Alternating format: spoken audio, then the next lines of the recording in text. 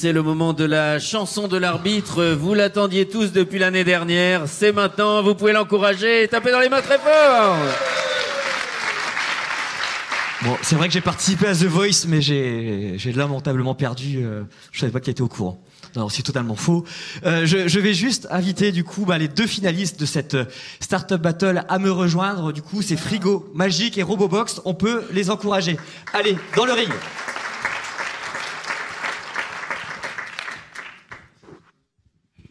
Axel, je t'invite à me rejoindre sur scène. Alors, assis-toi, je vais t'expliquer comment ça se passe. Tout d'abord, Axel, on va diffuser la vidéo de qui en premier?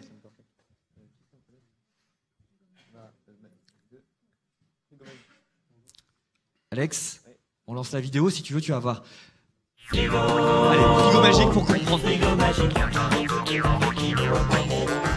Frigo Magique est une application gratuite. Coche ce qu'il te reste et cuisine sans gaspiller en moins de 30 minutes. Une recette apparaît comme par magie. Frigo Magique. Frigo Magique.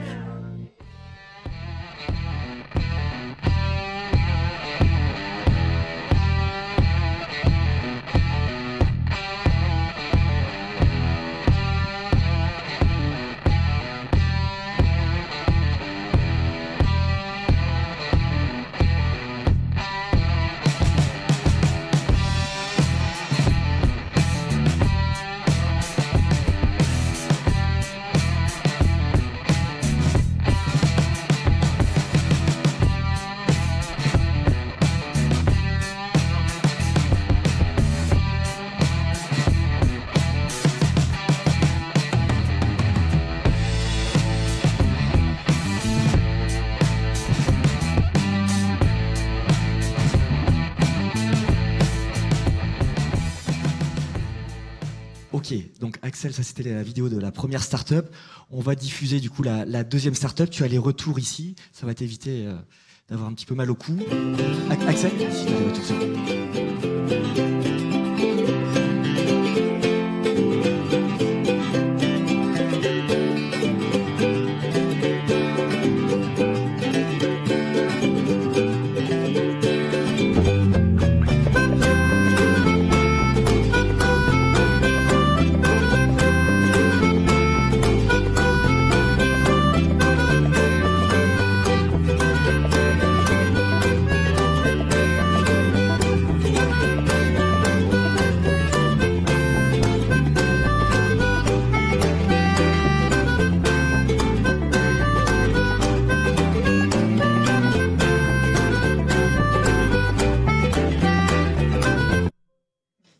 Voilà pour les vidéos, donc tu vois les deux finalistes, leur univers. Maintenant, le premier round de ce match, ça va être un pitch de 1 minute.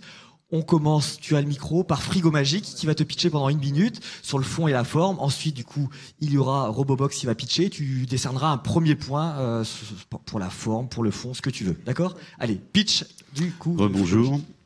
Bonjour, on a remarqué que la transmission, depuis la nuit des temps, de l'histoire de l'humanité, la transmission de la cuisine, c'était de mère en fille et à l'oral.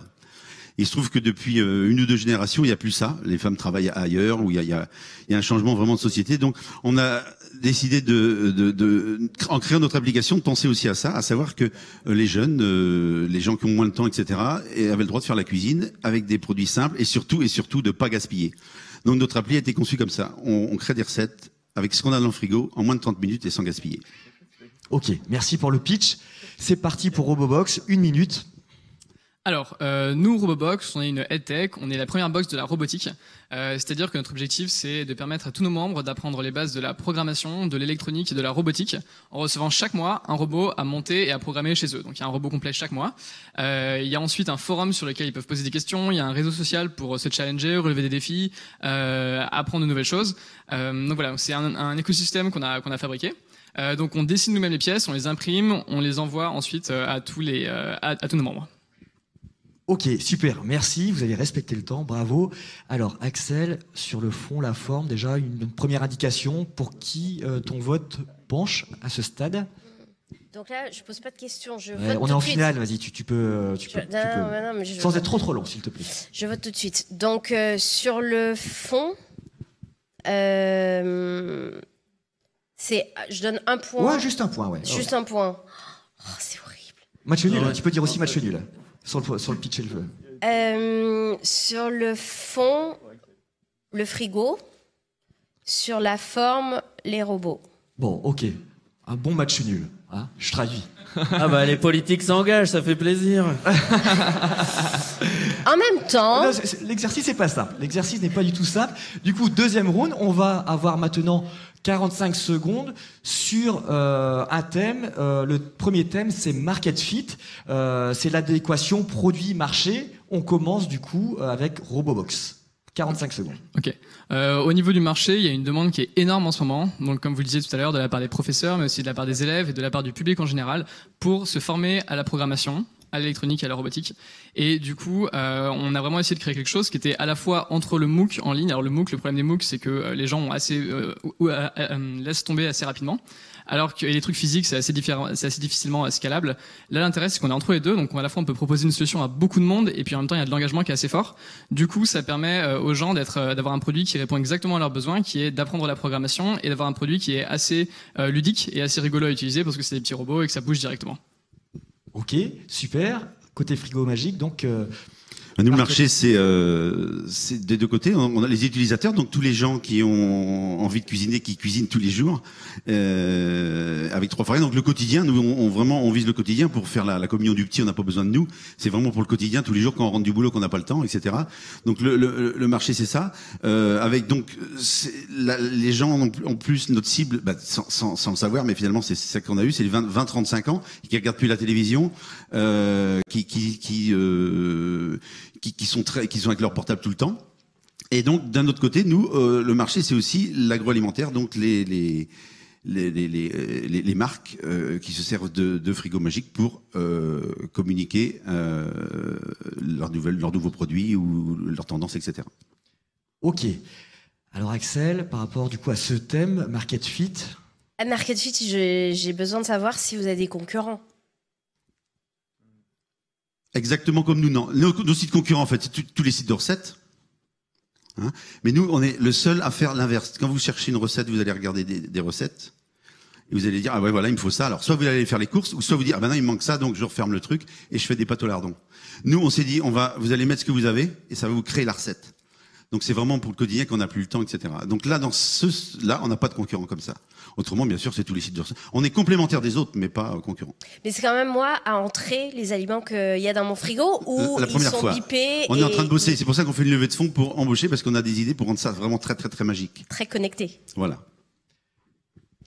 Alors au niveau de la compétition, aujourd'hui, nous, on a personne qui a la chaîne de valeur comme on a nous, c'est-à-dire qui fabrique les robots, qui les dessine, qui les produit en 3D, qui ensuite les distribue, qui ensuite s'occupe de la relation après avec le client une fois qu'il a monté son robot et si jamais il est perdu, s'il a des questions, ensuite s'il veut faire participer à la communauté dans ses challenges, etc. Ça, pour l'instant, on a personne qui est sur ce domaine-là en France ou à l'international. Et du coup, vous êtes plus cher?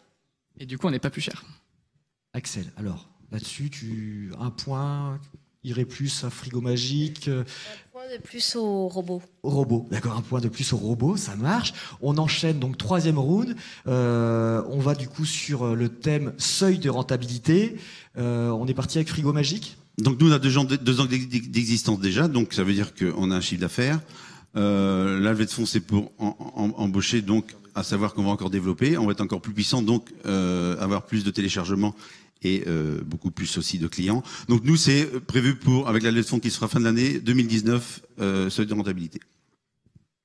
Ok, ça marche. Allez, on est parti du coup. Tu avais un peu plus de temps, mais on est parti du coup avec Robobox maintenant, seuil de rentabilité. Alors nous, on est rentable. Ça, c'est assez cool. Ça fait 16 mois qu'on est lancé. On a dépassé cette année les 300 000 € de chiffre d'affaires. Donc c'est assez cool. On est rentable. On a quelques charges fixes, mais pas mal de charges variables principalement. Du coup, après, on va avoir des investissements à faire parce qu'on veut développer le produit, on va faire de nouvelles choses, on veut embaucher plein de gens. Mais du coup, on aura donc des seuils de rentabilité plus tard à rentabiliser. Et pour l'instant, on est rentable. Ok, super. Alors sur ce troisième round, par rapport au seuil de rentabilité, est-ce que tu as une sensibilité particulière entre l'un des deux? On me demande de choisir entre celui qui est rentable et celui qui n'est pas. Je prends celui qui ne l'est pas. Tu es d'accord? Et donc le frigo, parce qu'il y a Ouais. des marges de développement super intéressantes et qu'on doit vous donner un coup de pub pour que vous soyez rentable. Par contre, n'attendez pas 2019 parce que mes enfants ont faim et je crois que il y a... Ok, du coup quatrième round, la question qui tue, donc une question de la part de Robobox à Frigo Magique. Question, pour l'instant ça a été bienveillant depuis le quart de finale. Je suis prêt toujours à sortir mes cartons au cas où, mais allez, on est parti. Ouais, donc aujourd'hui l'application vous la donnez, enfin elle est gratuite et du coup vous rentabilisez vous monétisez avec la data que vous donnez. Est-ce que vous craignez pas qu'il y ait de la part du public une crainte de la divulgation des data, comme il y a de plus en plus avec les réseaux comme Google, etc. On essaie de plus en plus de cacher les data et qu'il n'y ait pas par exemple un concurrent qui propose la même chose mais sans donner les data et donc qui passe mieux du côté du consommateur. En fait, quand on donne les datas, on ne sait pas qui c'est. Les datas, c'est vraiment, on dit que, par exemple, on a fait un exemple. J'ai fait pour la saucisse avant de venir. Le Finistère, c'est en janvier. Number one en France pour la consommation de saucisses, et en juillet, c'est le Vaucluse. Alors après, je sais pas ce qu'on en fait de ça, mais c'est rigolo. Donc en fait, nous, c'est ça qu'on vend. C'est des tendances, c'est pas des trucs précis des gens, et on demande pas l'âge aux gens, on demande pas leur. On sait où ils sont simplement et ce qu'ils consomment, mais on n'a pas du tout de précision là-dessus. Ok, alors question qui tue de Frigo Magique à Robobox. Ouais. Non, c'est intéressant ton concept, mais juste parce que mon associé, lui, il fait des robots, et lui, il commence déjà à utiliser des imprimantes 3D qu'on trouve assez facilement et il commande sur Internet. Est-ce que il n'y a pas crainte de ça justement comme concurrent, quoi, que les gens fassent tout seuls ce que tu proposes? En fait, nous on propose pas simplement un produit qui est imprimé, c'est-à-dire que nous on a fait toute la conception en amont. C'est un peu, il y a une concurrence peut-être, mais comme il y a une concurrence entre les libraires et les gens qui ont des imprimantes chez eux, c'est à peu près la même chose. Nous on a déjà fabriqué les produits, on a réfléchi aux produits, on a réfléchi à leur compatibilité entre nos produits et les leurs. Et puis après, c'est pas forcément une concurrence parce que nous ce qu'on vend c'est pas un produit même, c'est un apprentissage. Donc on vend pas un produit, un morceau de plastique ou des circuits imprimés. Ce qu'on vend c'est un apprentissage. Ce qu'on vend c'est une acculturation au digital, à la programmation, à l'électronique, à la robotique, plus que simplement un objet physique. Donc on est vraiment entre les deux. Ok, merci. On peut les applaudir pour toutes ces réponses-là. Vu que j'ai deux super bénévoles sur scène qui improvisent, j'aimerais bien que vous posiez deux questions qui Très tuent. bien. Alors moi j'ai une question pour Frigo Magique. Est-ce que dans vos prochaines étapes de développement, vous avez prévu là, je rentre mes ingrédients, ça me sort une recette, mais moi je suis un peu feignant. Du coup, je rentre mes ingrédients, j'aimerais bien que ça me sorte le plat directement préparé. C'est la version premium qui est prévue. Tu fais ça et c'est moi qui viens cuisiner chez toi. Ouais. D'accord. Et tu viens en vélo dans un rayon de 25 km ou pas? Comme voilà. C'est toi qui as lancé l'idée, c'est une bonne idée. D'accord, très bien. Pour Robobox, une petite question. Oui, est-ce qu'on peut fabriquer des robots dangereux? Alors la première loi de la robotique, c'est qu'un robot ne doit pas faire de mal à un être humain. Oui, mais comme Donc, les startups sont toujours dans la zone grise de la loi. Non, on leur fait un petit speech éthique avant de les distribuer. Donc voilà, ils passent tous, on leur explique tous qu'il faut pas qu'ils heurtent les personnes qui les programment et qu'ils doivent être gentils. Voilà. C'est pas très drôle, quoi. Bon, Axel, pendant tout le temps, il est pas vraiment magique. Non plus. Axel, pendant toute la battle, il y a le public qui a voté du coup avec l'application Klaxoon. Il y a les résultats sur l'écran. Donc Frigo Magique, c'est 55% d'intention de vote contre 45% pour Robobox. Donc pour le public, ça serait Frigo Magique qui devrait s'envoler dans la Silicon Valley au mois d'octobre. Voyage, je rappelle, offert par silicon-valley.fr. Un aller simple, sans retour. Axel, seul toi a la possibilité de décider qui tu vas du coup nommer gagnant. C'est pas simple. Qui souhaites-tu envoyer du coup dans la Silicon Valley? Est-ce qu'on a encore le temps de participer, de s'inscrire ou pas? Non, on a eu 100 startups à postuler. L'année prochaine, par contre, pour Crêpe Up, je pense qu'il y aura, il y a un truc. Axel, tu peux poser une question si jamais. Je peux poser des questions. Robobox, je pense que l'objectif est hyper noble et il y a un vrai enjeu d'acculturation, notamment chez les enfants, mais pas que. Ce qui est difficile à mon sens, c'est la fidélisation. C'est-à-dire que sur le coup, on s'abonne, on dit c'est génial et tout ça. Puis au bout de 3 fois, soit c'est trop compliqué, soit ça prend trop de temps, et donc on laisse tomber. C'est quoi votre réponse à ça? C'est-à-dire, si vraiment on entre dans un environnement d'apprentissage, comment on garde les clients? Exactement. Donc ça, c'est un truc qui est hyper important pour nous. On a un taux de rétention qui est assez bon. Donc ça, c'est vraiment super. Et ce qui est hyper important, ce qu'on lance tout le temps, c'est des challenges qu'on envoie tous les mois aux membres qui sont inscrits. Donc le challenge du mois, est-ce que vous arrivez à faire ça avec votre robot, ce qui n'était pas prévu à la base? Donc il y a des défis en fait. À chaque box, il y a un défi qui va avec, qui est pas forcément expliqué.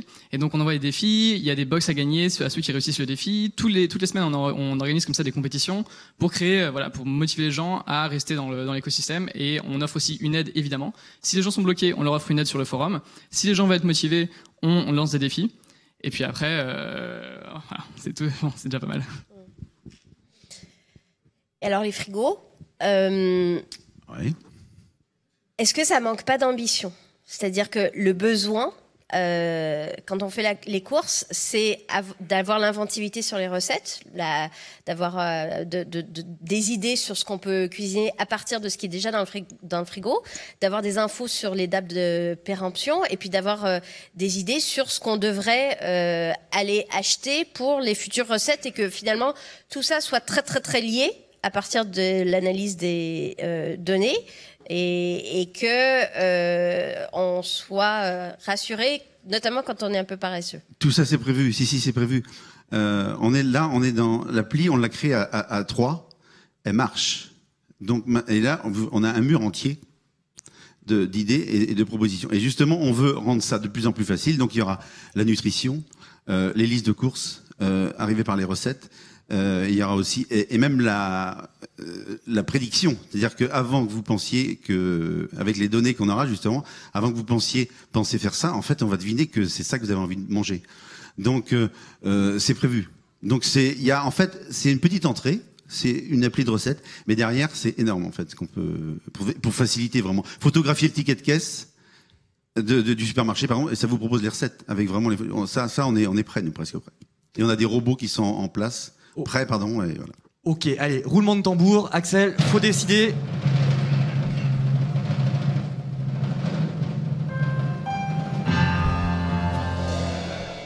Ah, c'est Jacques Martin. Alors, ton choix? Ça là, les notes de piano, c'était l'école des fans. L'école des fans. Ah.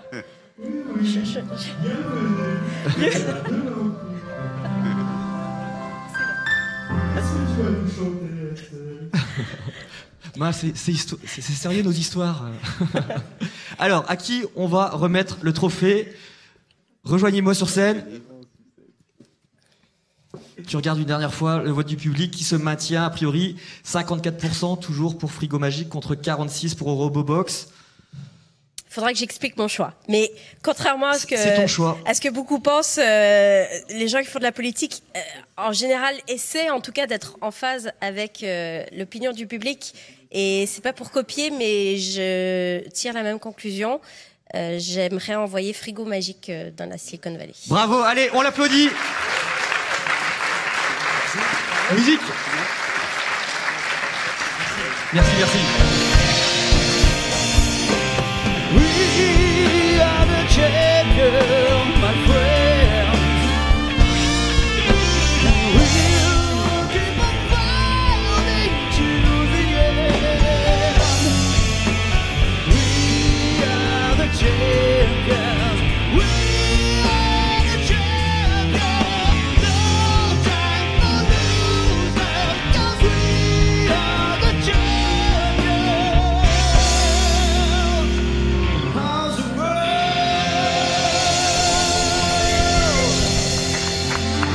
Merci, bravo.